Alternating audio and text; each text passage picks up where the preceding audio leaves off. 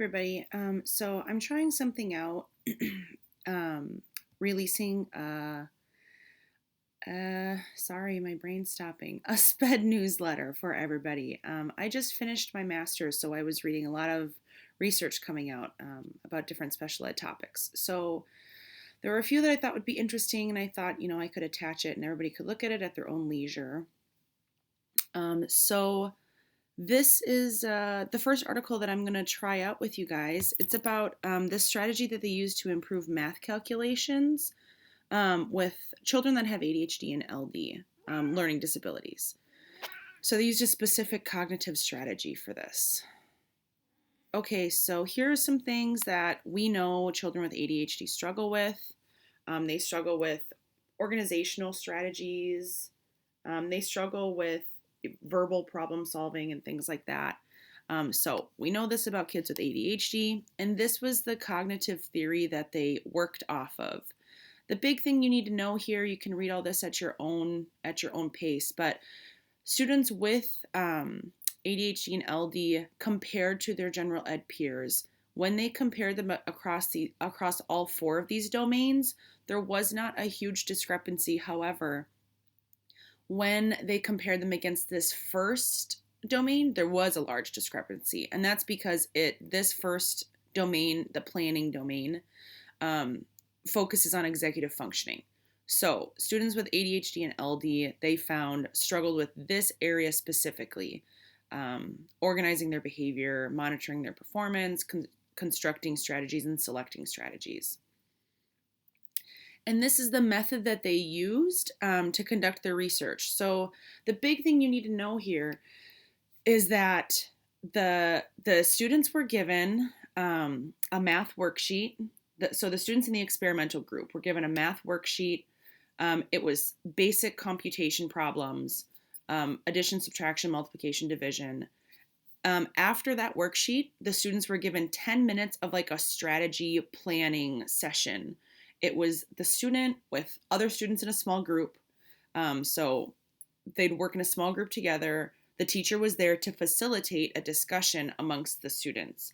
The teacher was there, and the researchers directed the teachers to really not give the students feedback about whether or not a strategy was correct or which strategy they should use, but rather just give these open-ended prompts you see here.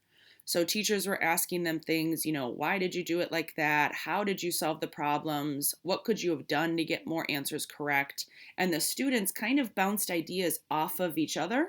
And in being given that 10-minute time to discuss with their peers, it showed that they, made huge gains in their math calculation abilities.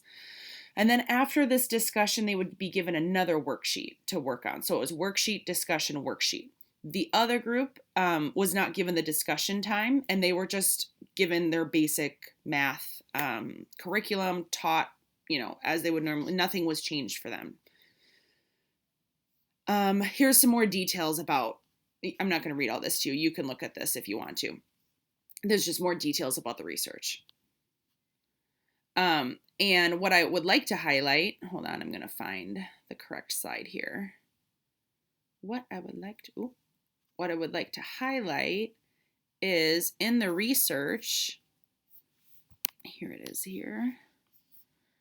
They found that not only did these students improve much more, the students that were given the time to discuss with their peers, here it is. So they were,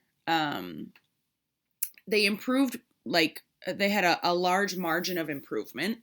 But the thing that was interesting is not only did they improve in that one math task given to them, but so at the beginning of the research, they were given the Woodcock-Johnson assessment and this one, WIET2.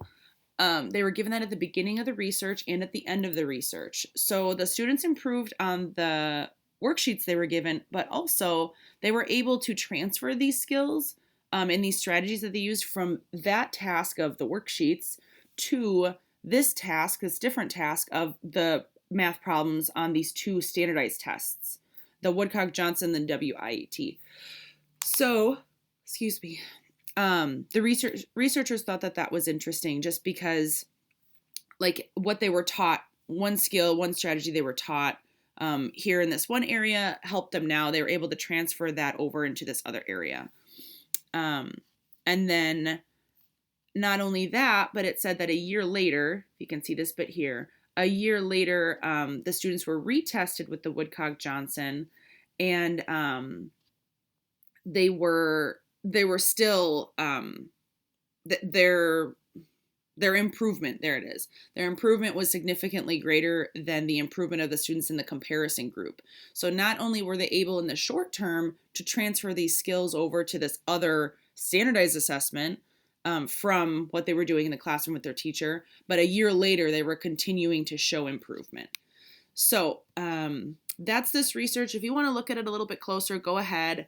I did make a Flipgrid if anybody wants to go and post a Flipgrid video. Here are some questions, just noticings and wonderings about the research. And then what are you already doing to incorporate student-led discussions? And then what are some ways that you could include some more student-led discussions? Okay, that's it. Please give me feedback and let me know what you think. And I hope everybody had a great break.